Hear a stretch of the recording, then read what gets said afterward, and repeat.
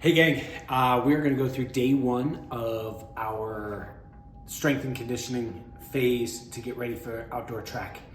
And I'm gonna walk you through the exercises, so let's follow along. First set up is wall squats, okay? Wall squats may sound a little counterintuitive, but what we're gonna do is actually gonna face the wall. I want you to get as close as you can, put your arms in the air, and feet a little more than shoulder width apart. The toes should be pointed anywhere between like just a little bit to open up your stance. And you want to make sure your knees track over your toes. Face the wall and do a squat. If your hands touch the wall at any point, then you have to back up. Okay. Full depth squats on these. Just using our body weight, really working on range of motion. Okay. The move well, obviously the key to all these things. So first set is gonna be wall squats. Next, we move into glute bridge raise. All right, glute bridge raise, you'll be on your back. You're gonna scoot your heels close to your bum, okay? But not necessarily touching. You're gonna make a straight line between your knees, your hips, and your shoulders. If you need your hands to lift up, that's okay.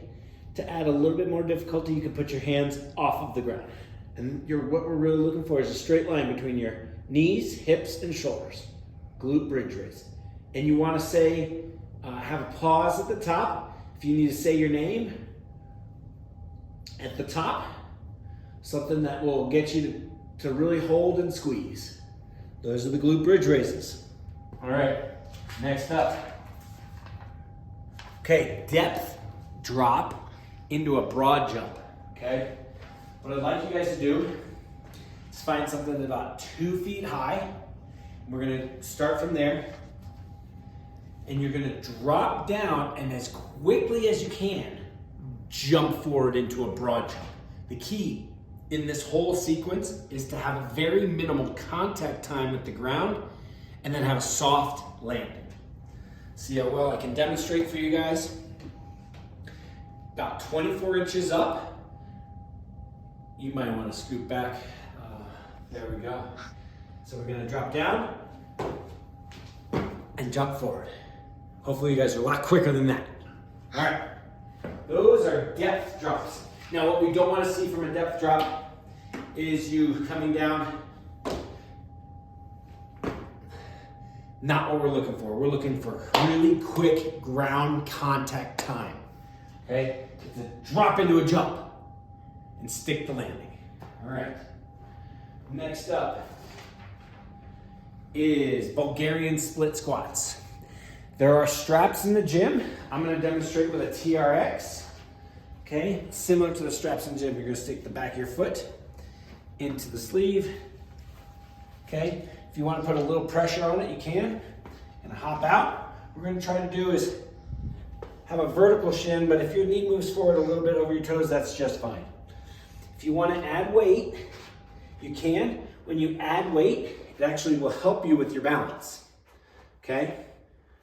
So these are your Bulgarian split squats. Start from the top, go down to the knee touches, and up. We're really looking for the knee to track in a vertical motion.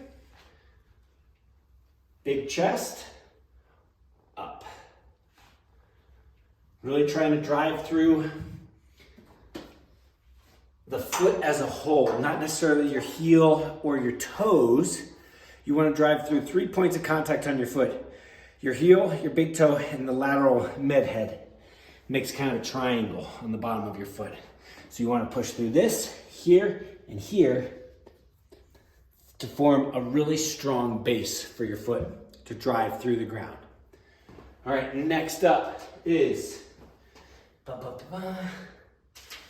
oh good, clap push-ups into eccentric push-ups. So, you're gonna come over here, you're gonna do a clap push-up, okay? So you're gonna come down, and then after the second one, it's a slow down. Okay, you guys are gonna hold, you're gonna try to go down in 5 count. 5, 4, 3, 2, 1. okay? So it'll be a clap push-up into an eccentric or slow down set. All right? That's a little upper body strength. Now we're gonna work on some strength for the back with some one-arm rows. Okay, we can use the same platform you were jumping off of before. Take a weight. Some one-arm rows here. What I'd like you to do, set up a platform where you kind of have 3 points of contact. It could be your feet and a hand, or it could be a knee, a foot, and a hand. Doesn't really matter to me. If you want to do the knee and a hand and a foot, then you're going to have a firm base where you're keeping your level hips and you're just working on this movement, okay? From here to here, okay? Really controlling the row. Control the row. What we're not doing is pulling a ripcord for starting a lawnmower. We're just doing a one-arm row. If you want to extend the stretch at the bottom, that's fine. Stretch the bottom and pull up. Try to keep your hips and shoulders level when you're doing the one-arm row.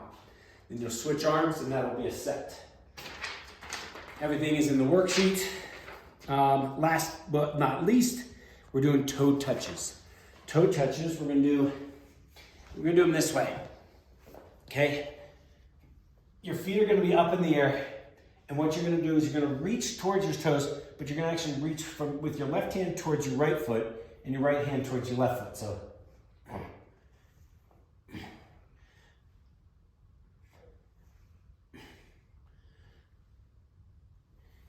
You see, you don't need to touch the toes for it to be an effective crunch motion. We're really working the upper part of the abs today on this move. And a little bit of the oblique with a slight turn by reaching from the opposite hand to the opposite foot. You can have it be one reach equals one crunch. And I think we're doing 3 sets of 20. So it's not 3 sets of 40, it's 3 sets of 20. A reach is, you can count it as one. And that's the workout. That's day one. Let's get strong. Yeah.